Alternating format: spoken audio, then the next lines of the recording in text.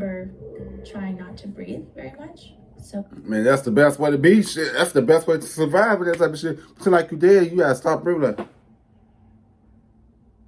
man, you about to pretend like you dead or some shit.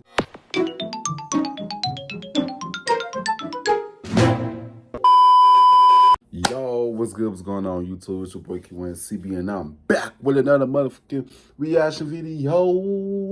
You know what I'm saying? Today's gonna go to reacting to 10 disturbing interviews with school shooting survivors. You know what I'm saying?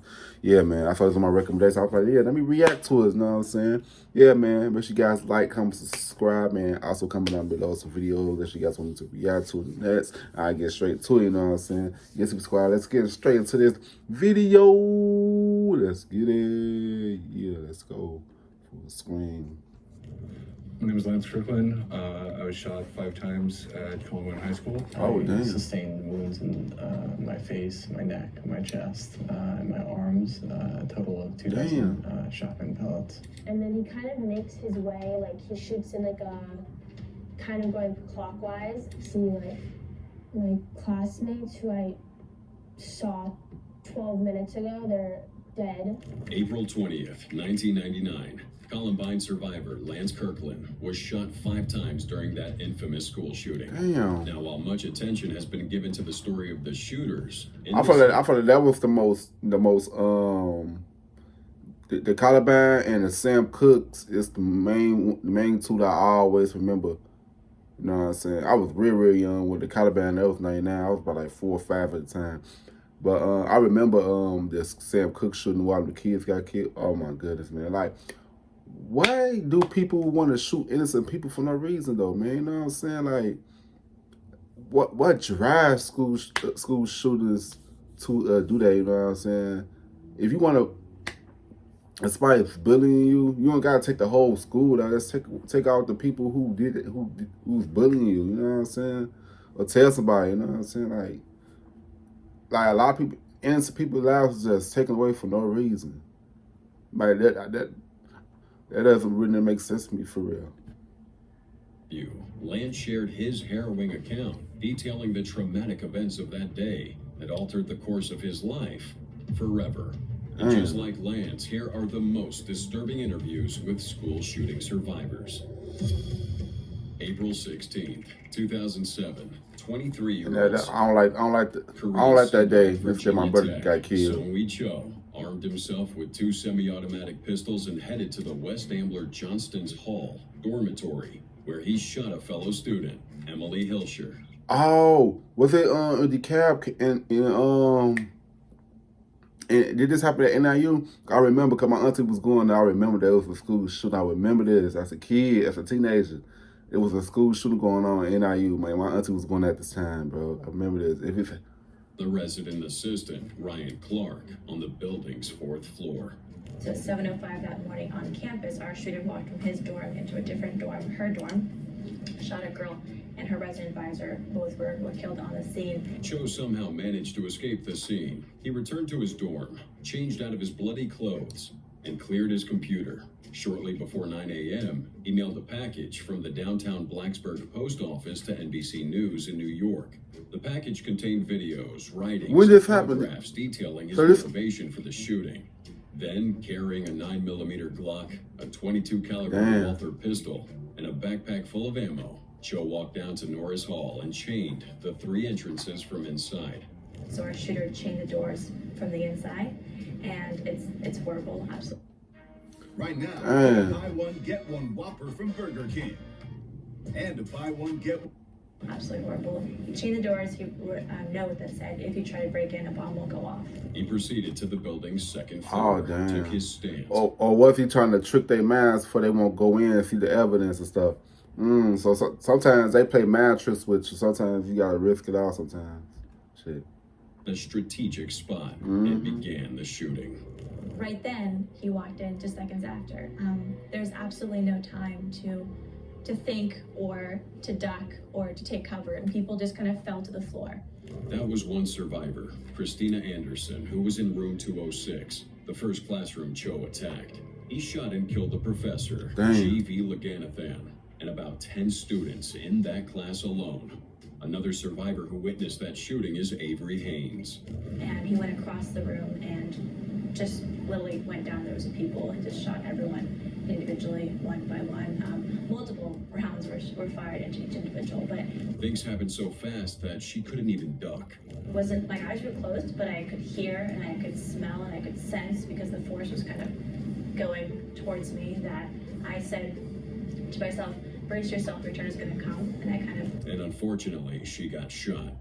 he shot me in the back the first time while he was in the other rooms. No one in our room is moving, but one person is already wounded. People are coughing, it's, the smell of gunpowder, it's a very small space.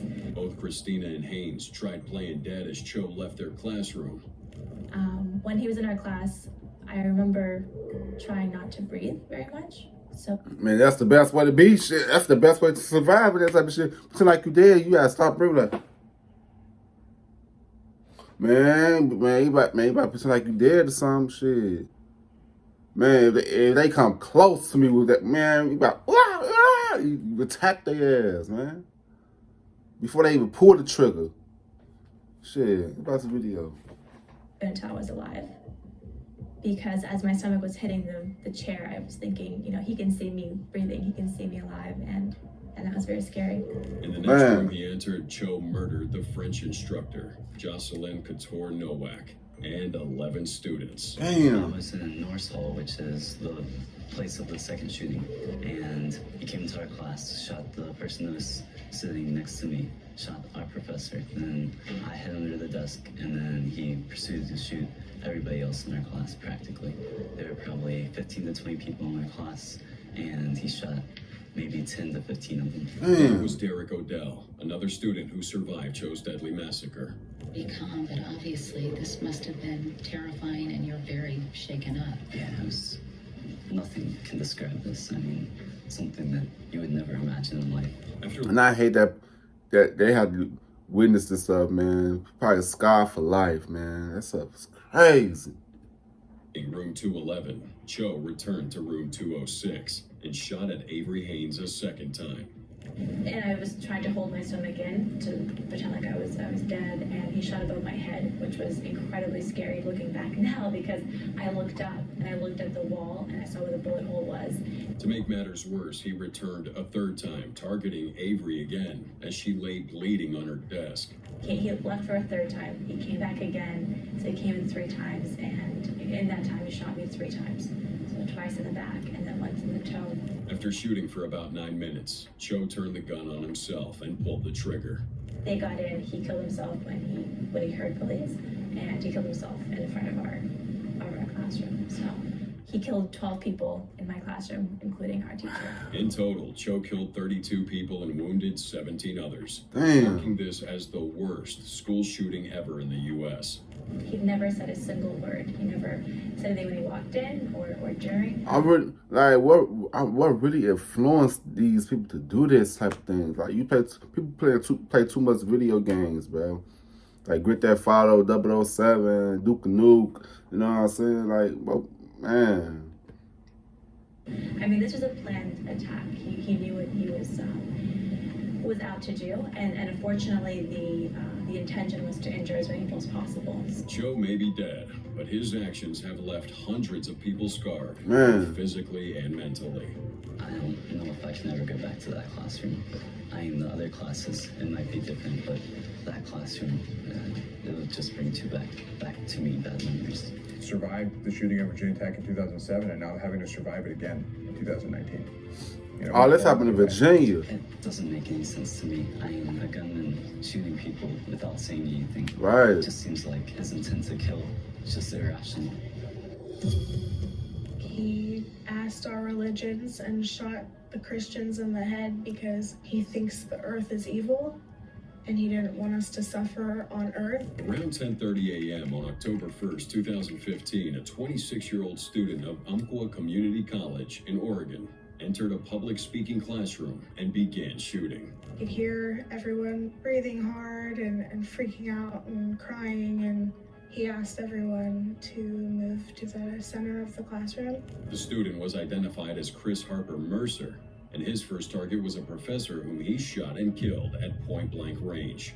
He sounded really deranged because he said that he had been waiting to do that for a really long time, and he laughed. He laughed? He laughed after. That was the devil, the demon, bro. Oh my God. When I tell y'all it's a spiritual warfare going on, good versus evil, bro, man, this is what I mean. Man. After he shot the teacher. And it just so happened that one bullet would hit her, although she didn't immediately feel the pain due to the adrenaline. Now, after Harper Mercer stopped to reload his gun, he stood in front of Anastasia, calling her blonde girl and demanding she get up from the ground. But out of fear, Anastasia had to play dead while hoping he wouldn't shoot at her again. And when you were shot, and are you thinking that you might not make it out of that room? Yeah, I didn't think I was gonna make it. After a few more minutes, he asked all the students in that classroom to gather in the center where he began shooting them, one after the other, based on their religion. The first kid that he asked that was a boy. When he said that he was religious and he said he was Christian, he didn't hesitate at all. And if you're wondering why, well, here's his reason.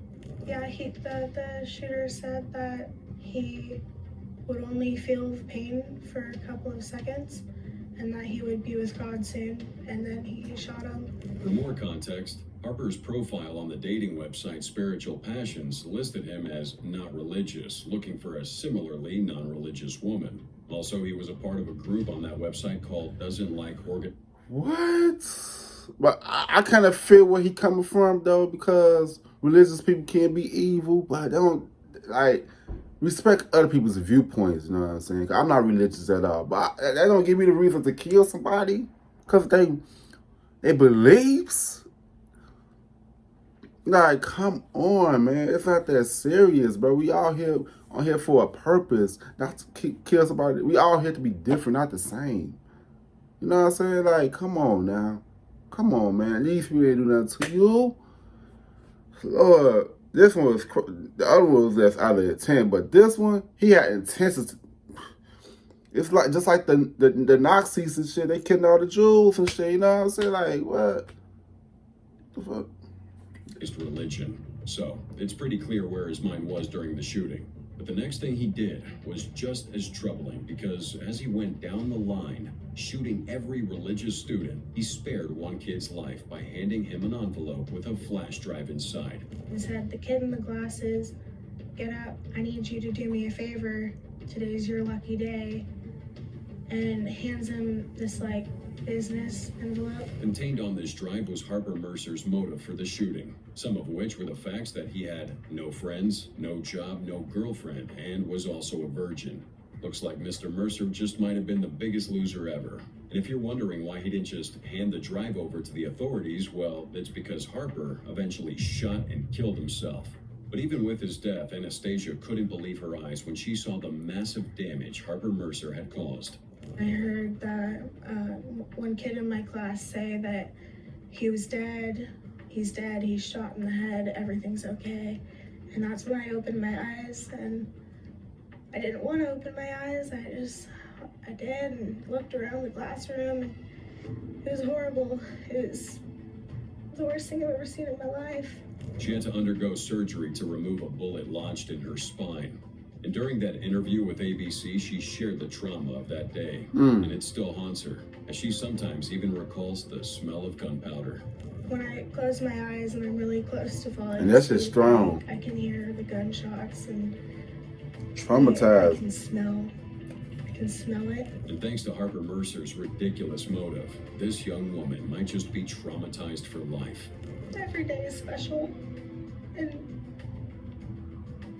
you never know when something's gonna happen. Facts. So while we were in there, we did hear gunfire, lots of gunfire outside. We heard gunfire and screams outside while we were hiding. In 1999, Heather Martin was a senior at Columbine High School, Colorado, when a mass shooting occurred. The perpetrators, 12th grade students Eric Harris and Dylan Klebold, tragically left 15 people dead, including themselves, and injured around 20 others. They both planned the attack for over a year, arming themselves with explosives and multiple guns. They had planned to blow up the school's cafeteria and other distinctive points with makeshift bombs.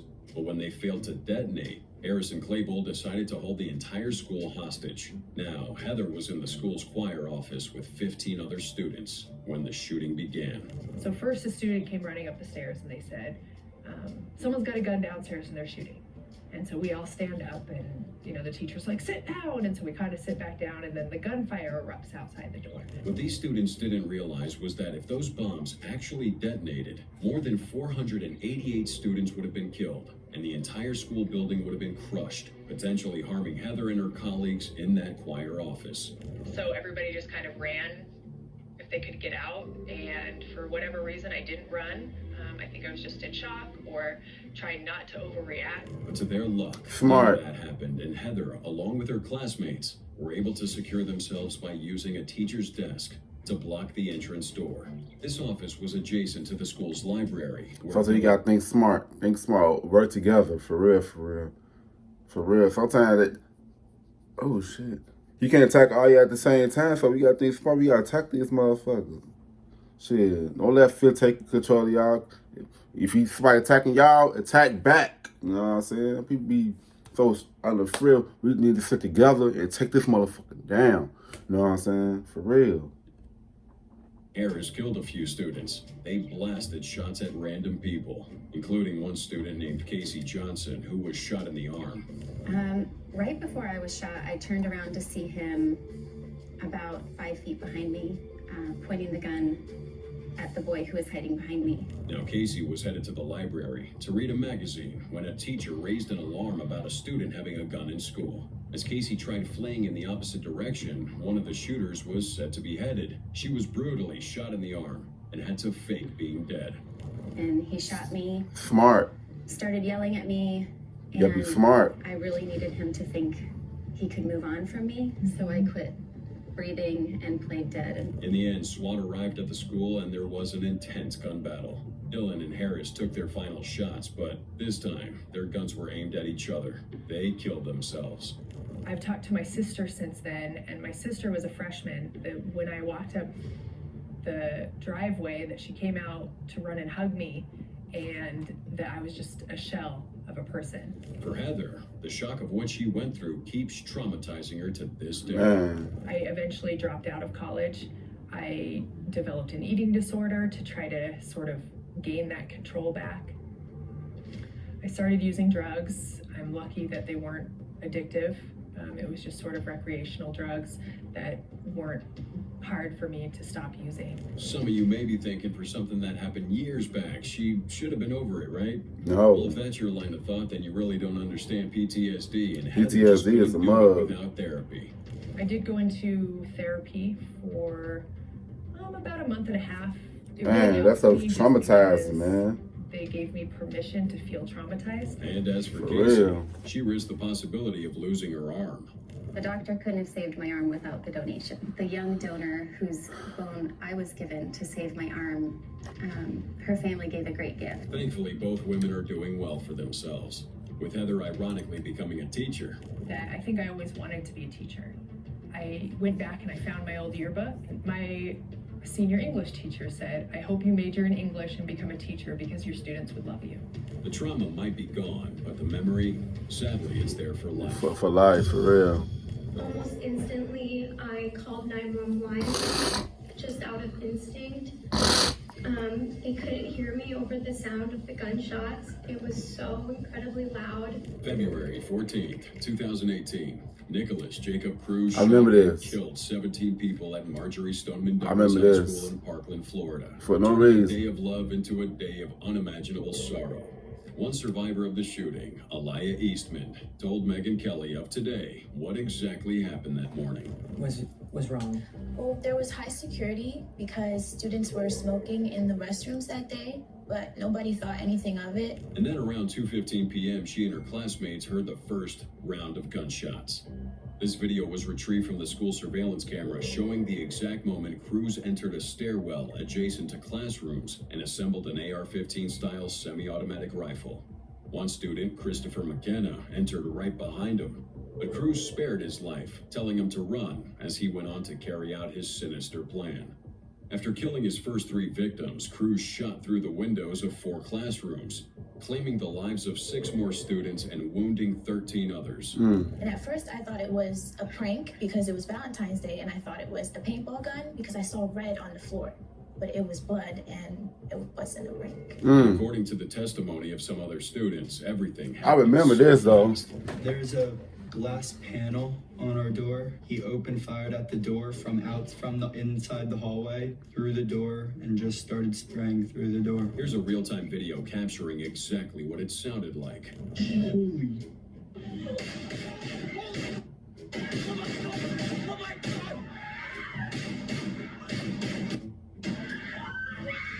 Were you praying? What was going through your head?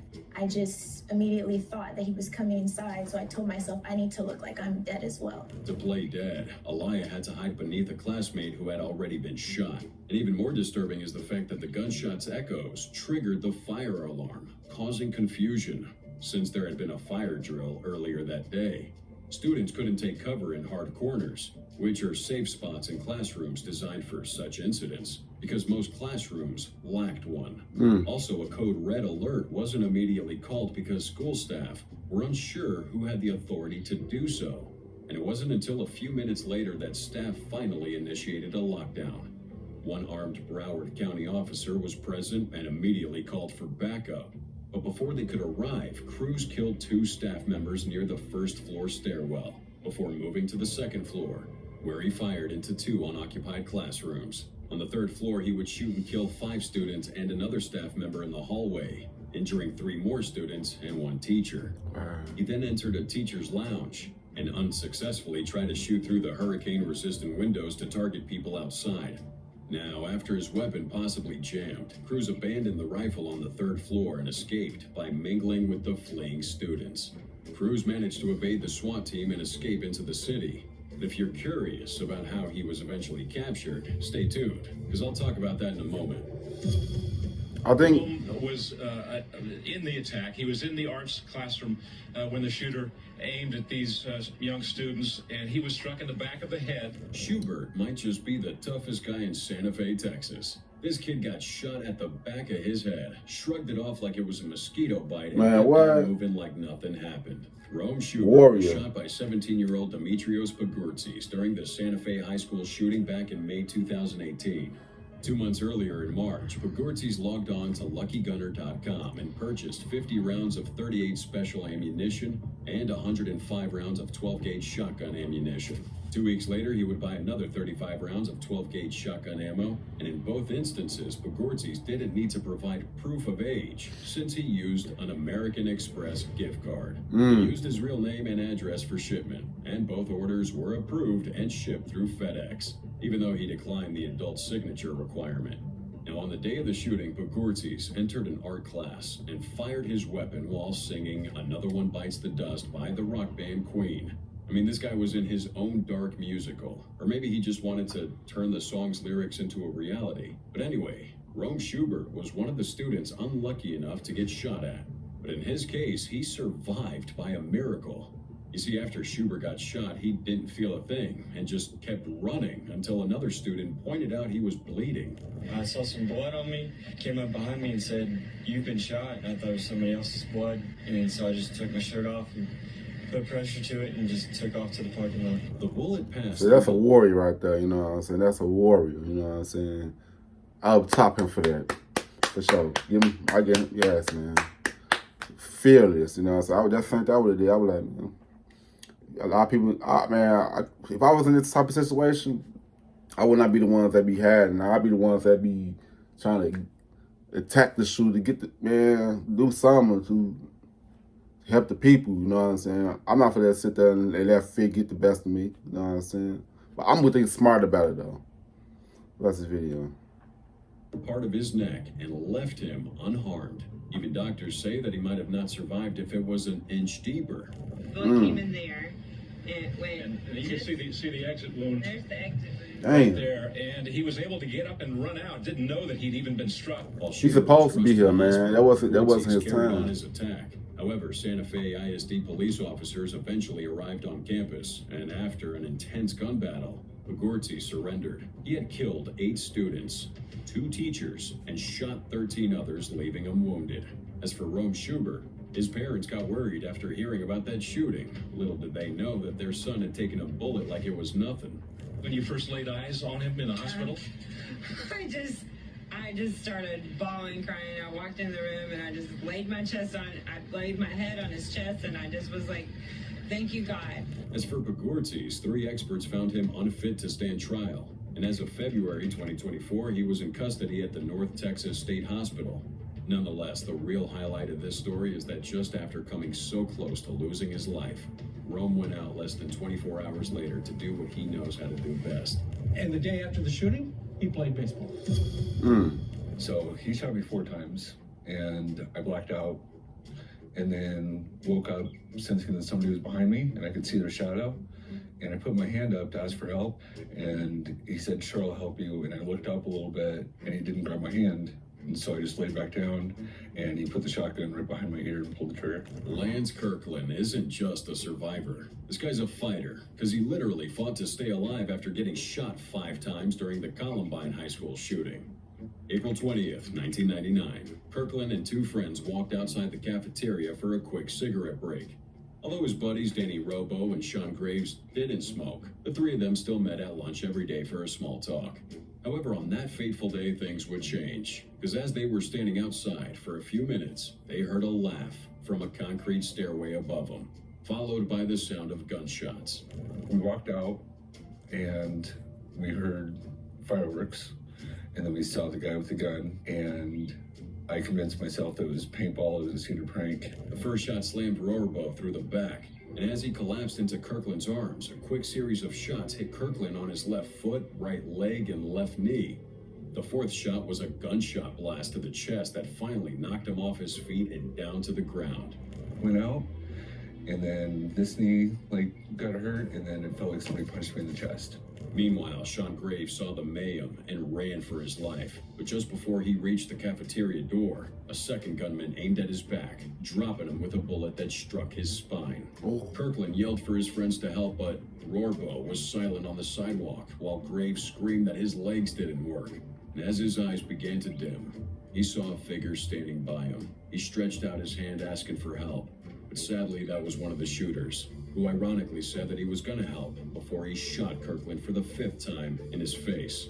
With 4 guns, 67 bombs, and 2 hearts full of hate, Eric Harris and Dylan Klebold officially began the Columbine shooting, which lasted close to 4 hours. Damn. We've already gone over the details, so let's narrow down to Lance Kirkland's POV that day.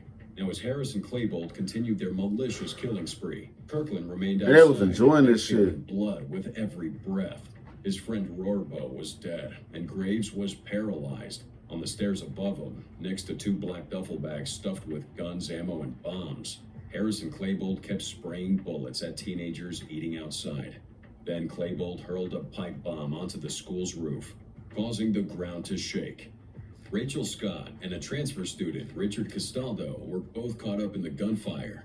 Castaldo was hit in his left arm, 1 in the right, and at least 3 others piercing his lungs, kidney, and vertebrae. Damn. But by some miracle, he remained conscious and played dead for his attackers to move away. Now, after a while, Kirkland noticed That's the people best move to moving be. around him once That's again. a best move to be. But I mean, Best last move time to he asked for do. help, he got shot. Now, for the 2nd time that day, he would turn his head and say, "Help." This time it worked.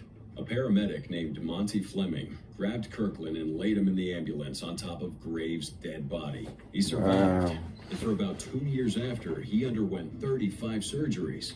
It was costing him a ton of money. And the moment he realized he couldn't finance his medical treatment anymore, he stopped.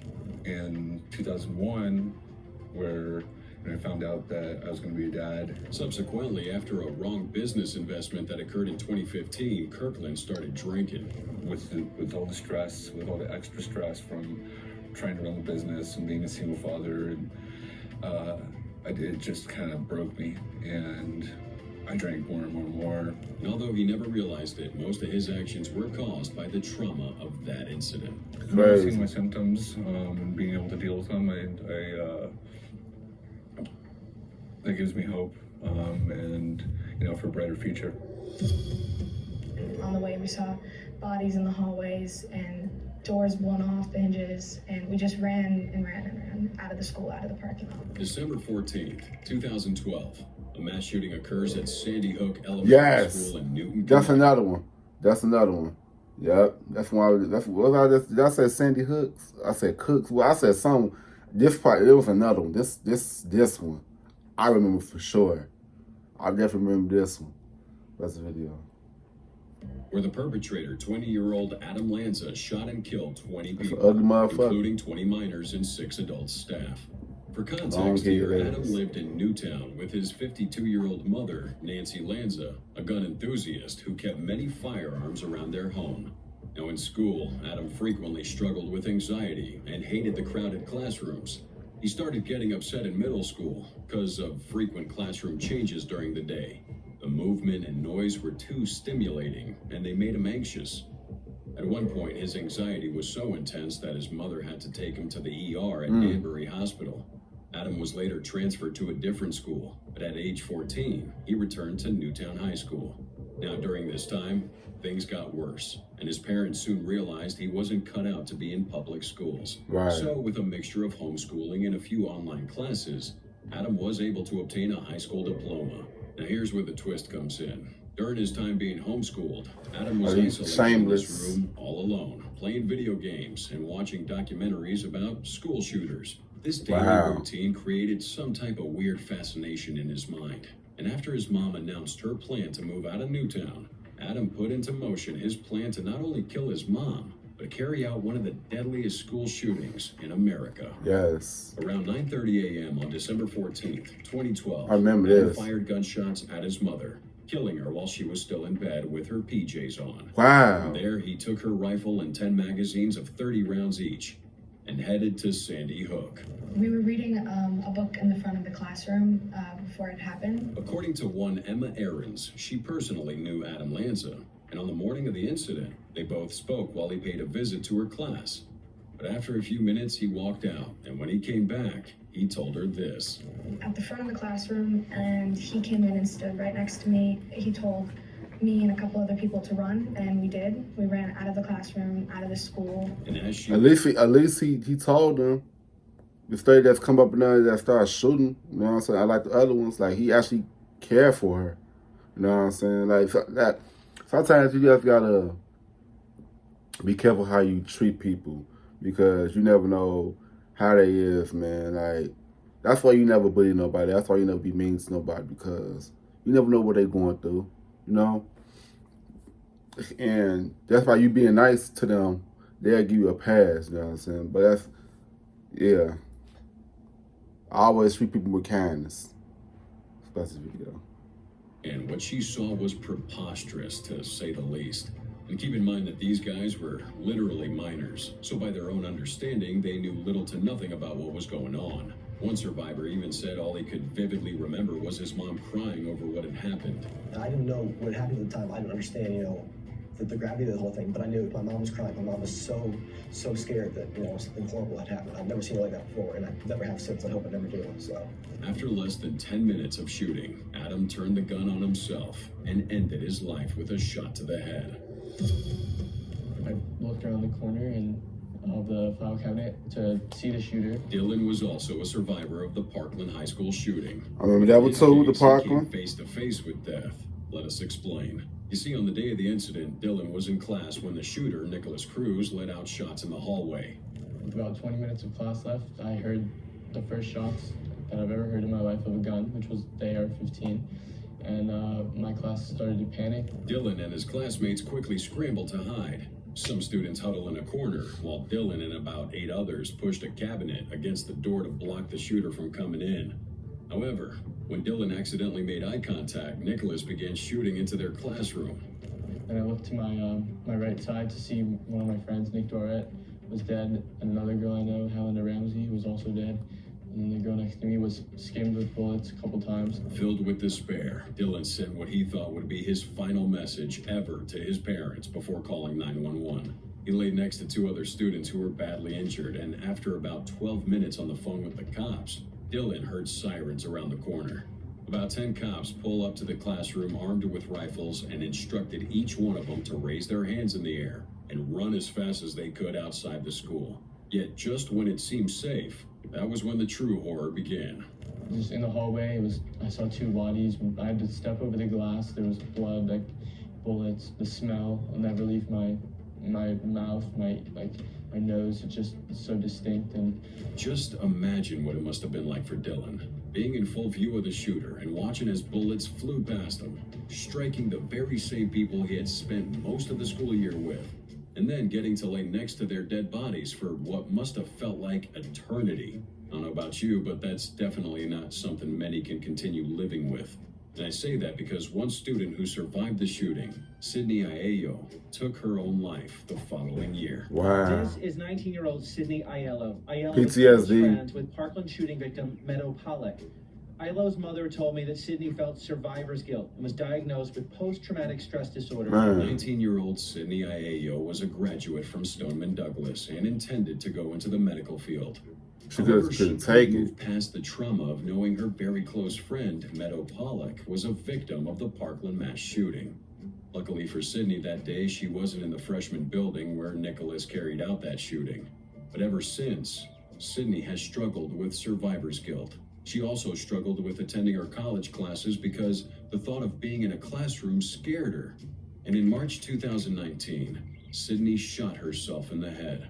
It's unbelievable how the actions of one teenager bring so much pain to an entire community. Man. Nonetheless, if you're wondering about what happened to Nicholas Cruz afterward, it might disgust you to hear that he almost got away. He had the nerve to toss his weapon, blend in with the students, escape the building, visit a fast food restaurant, stop at a mall for a soda, and casually walk away after killing 17 people and critically injuring 17 others. But eventually, he was arrested, taken to a hospital after hyperventilating, and then booked into the Broward County Jail.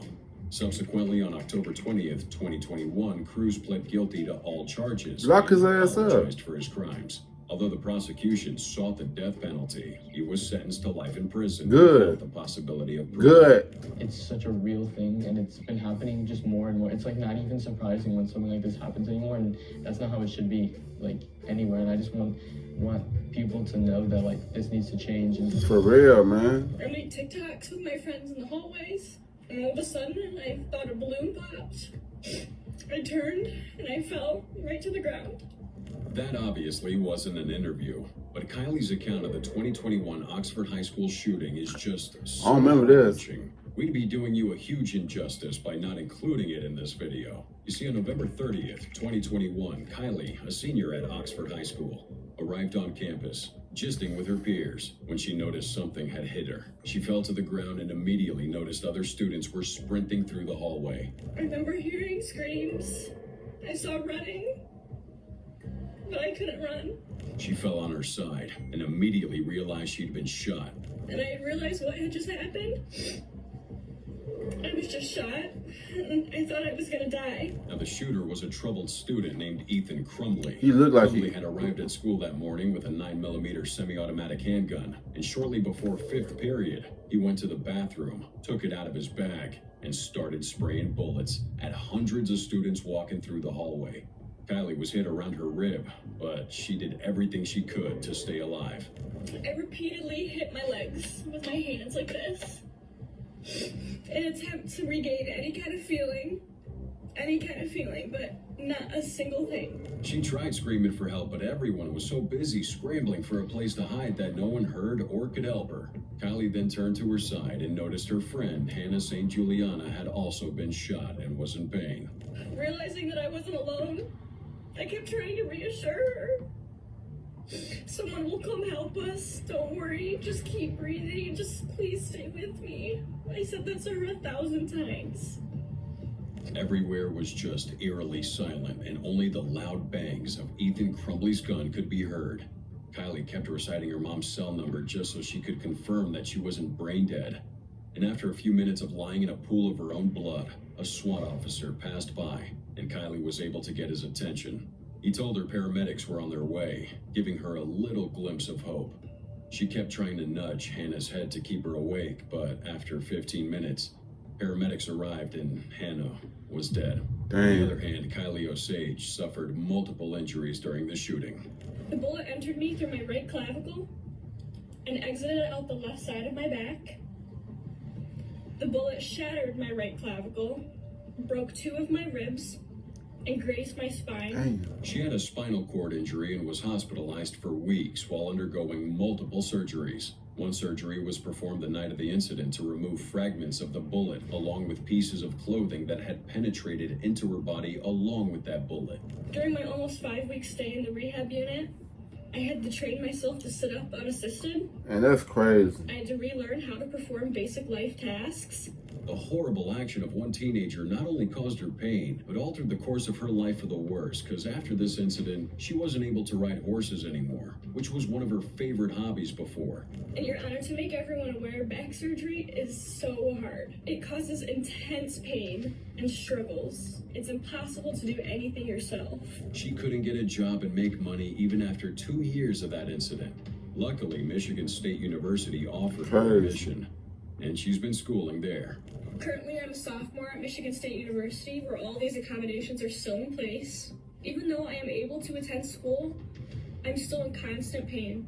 But it's just so disturbing that the degenerate acts of one crazy teenager ended the lives of 4 people and left 7 in dire circumstances. All I want is for the people I hurt to just have a final sense of culpability that justice has somewhat been served in any capacity that they can recognize it with. I see these shotgun pellets that are lodged in my head, and then I tell myself, it could have been much worse. I could have been paralyzed. I could have been brain dead. I could have been killed. February 14th, 2008. Patrick Corellis, a senior at Northern... One thing I noticed that school shootings always happen like around from February to like May. You know what I'm saying? Like, especially on Valentine's Day. Like, it's like the 3rd school shooting I heard happen on Valentine's Day, but just different years. You know what I'm saying? Like, it's a pattern. It's a pattern, bro. It's a pattern. And this stuff is crazy, man. It's like they be studying the last one. Man, what's this video, man? University was one of 120 students taking an oceanography class at Cole Hall Auditorium when a stage door was kicked open and 3 to 4 shots rang out. Patrick was confused, thinking it was some sort of Valentine's Day prank. But once he heard the other students scream, he immediately ducked under the table while the shooter, 27-year-old Steven Kazmierzak, ugly as fuck, sporadically fired his gun. And just like Patrick, Kazmierzak like was a damn once a bird student at NIU. He graduated in 2006, receiving a Dean's Distinction Award and was considered a standout student. He was a good guy in everybody's books, until 2 weeks before the shooting, when everything changed. His girlfriend told authorities that he began... Is this the one that happened in NIU? Is this one my auntie was in when she was going to college? Displaying erratic behavior after he quit taking Xanax and Prozac, which had been prescribed to him by a psychiatrist. She also confirmed that he had called her early on Valentine's Day to say goodbye before going ahead with his plan. Around 3 p.m. that day, Kazmierzak opened fire, first shooting the teacher on the east side of the classroom before turning his gun on the students. As he pauses to reload, Patrick and his classmates seized the moment to escape. But as Patrick made it out the door, he realized he'd been shot. I felt something hit me in the back of the head, and I was bleeding. So I was holding my head. He shot again. The moment he got outside, paramedics had arrived on campus. He was lucky. He was immediately rushed to a hospital. However, back inside the classroom, Kazmierzak shot at students with a 9mm Glock pistol, walking up and down the west aisle and directly in front of the stage, shooting. He killed 5 people and left 17 students injured, including Patrick Corellis. And before cops could get to him, he shot himself in the head. I still have shotgun pellets in the back of my head and in my arm. When it gets really cold outside, I feel a little bit of pain right here in the back of my head, and it's just something that I think I have to live with the rest of my life. Decades later, Patrick says he's still traumatized by this event. It's been very difficult. I still have PTSD 10 years later. If I hear a loud noise, I'll still look for exits. And to think that his class was just 15 minutes away from ending. I mean, if that happened, I remember this. Scarred to this. This happened in NIU. Yup, NIU. You got the NIU shirt. My auntie was at this. It was going to NIU at this time when the shooting happened. I remember this. Calling my mom, she was calling my mom and my aunties, my grandma, crying and stuff. I would never forget that when I was a teenager. I would never forget it. Damn. It's getting easier as time goes on, but that scar is there forever. But according to his story, he's not worried about what has happened already. He's a warrior what too. Might happen, knowing that the next school shooter might just be around the corner, waiting to launch an attack. I don't want what happened to me to happen to anyone else. I don't want anyone else to go through that. 10 years later, I'm still having an effect. We need to do something that's right for everyone. This stuff is crazy, man. Like, why would people want to do such things to people like that? You know what I'm saying? Like, people, I know people get heavily influenced, but man, this stuff is crazy, man. Rest in peace to all the victims of all these shootings, man. Prayers to the family, man. Like, man, I just wish healing for everybody who's a part of all these shootings to find healing. For real, because this stuff is crazy, man. But yeah, man, make sure you guys like, comment, subscribe, and also comment down below some videos that you guys want me to react to or do next. Yeah, subscribe. I'll see you guys in the next video. I love y'all.